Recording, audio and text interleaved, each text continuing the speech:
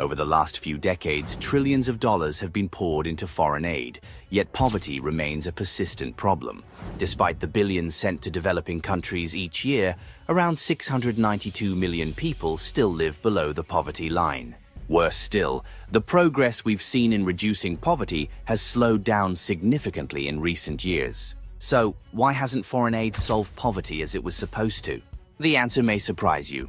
Every year, developed nations send billions of dollars in aid to poorer countries, believing that the money will spark economic growth and lift people out of poverty. But despite this massive flow of resources, the results are not as impressive as expected. Countries like Malawi, the Democratic Republic of the Congo, and Kenya, which have received huge amounts of foreign aid, continue to face economic stagnation. On the other hand, nations like China and Indonesia, which have received comparatively little aid, have made significant strides in poverty reduction and economic growth. What's going on here?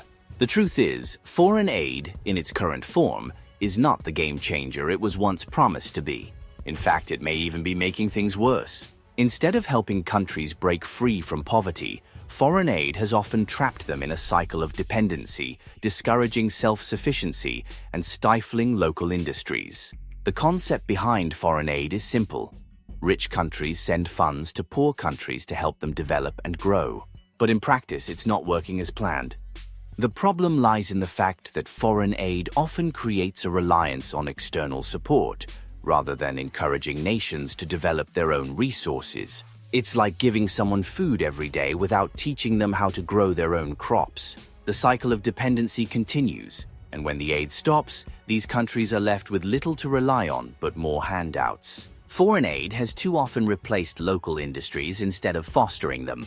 For instance, when foreign aid floods a country with goods like food, medicine, or construction materials, it undermines local businesses that could have produced those same goods.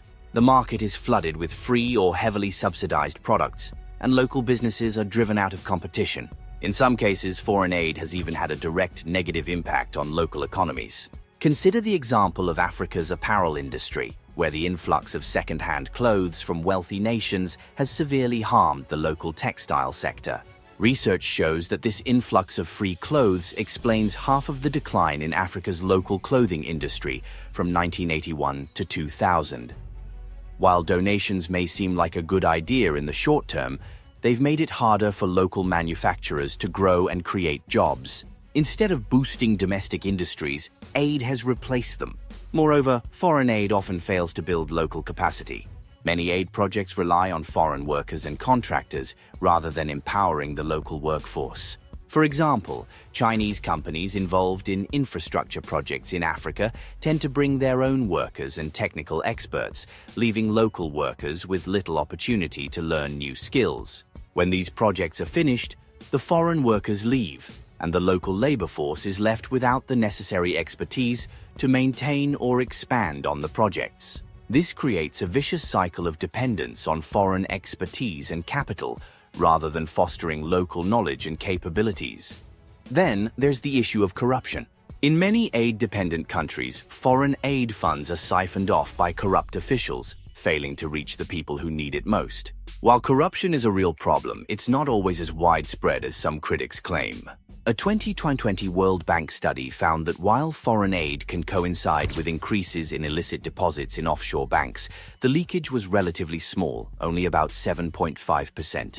Even with corruption, the larger issue remains that foreign aid is often mismanaged or used inefficiently, failing to address the root causes of poverty. However, even if corruption didn't exist, the fact remains that foreign aid often doesn't lead to the kind of sustainable growth needed to break the poverty cycle. The issue is that much of the aid goes toward short-term fixes, rather than addressing the deeper structural issues that hold back economic growth.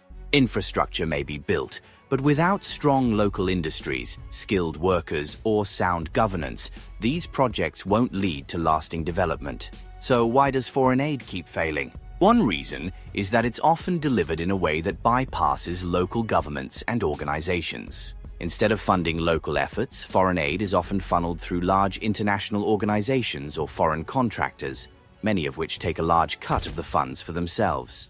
For instance, in 2024, only 12% of funds from USAID, one of the largest aid organizations, went directly to local organizations in recipient countries.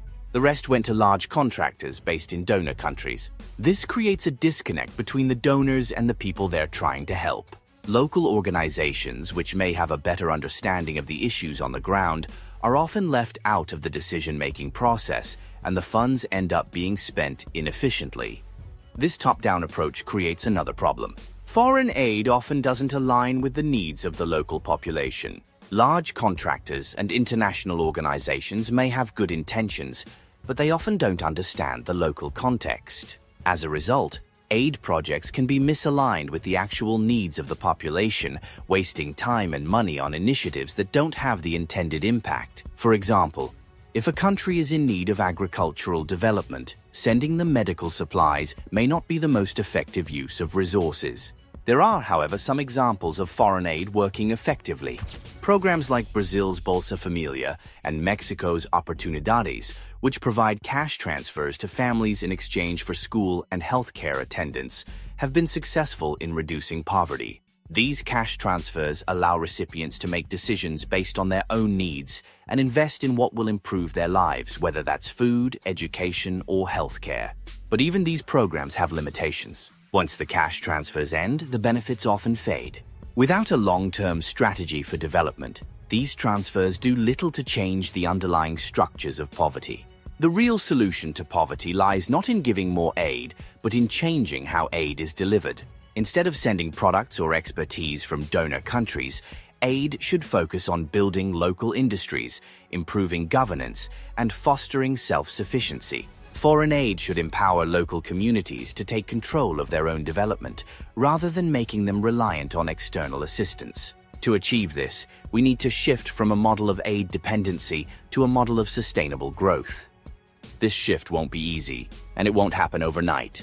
But there are signs that things are beginning to change. In sub-Saharan Africa, for example, some countries are showing stronger economic growth, fueled by investments in infrastructure, local industries, and debt restructuring.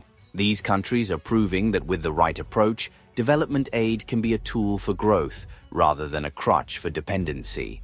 The reality is that the current system of foreign aid has run its course. It's time for a new approach, one that focuses on long-term, self-sustaining growth. For aid-reliant countries, this means investing in local industries, improving education and governance, and building the capacity of local organizations to take charge of their own development. So what's next? As foreign aid budgets shrink and political pressures rise, countries that rely on aid will have to adapt. They'll need to find ways to build local industries, improve governance, and create jobs without the constant influx of external funds. While this transition will be challenging, it also offers an opportunity for these countries to stand on their own feet, create their own growth, and break the cycle of aid dependency. The real question isn't whether foreign aid works. It's how can we make it work better? How can we ensure that aid supports long-term development rather than replacing it? And how can we ensure that when the aid stops, countries can continue to grow and thrive without it? What do you think? Can foreign aid ever truly end poverty, or is it just part of the problem? Let me know in the comments, and don't forget to like and subscribe for more discussions on global economic issues.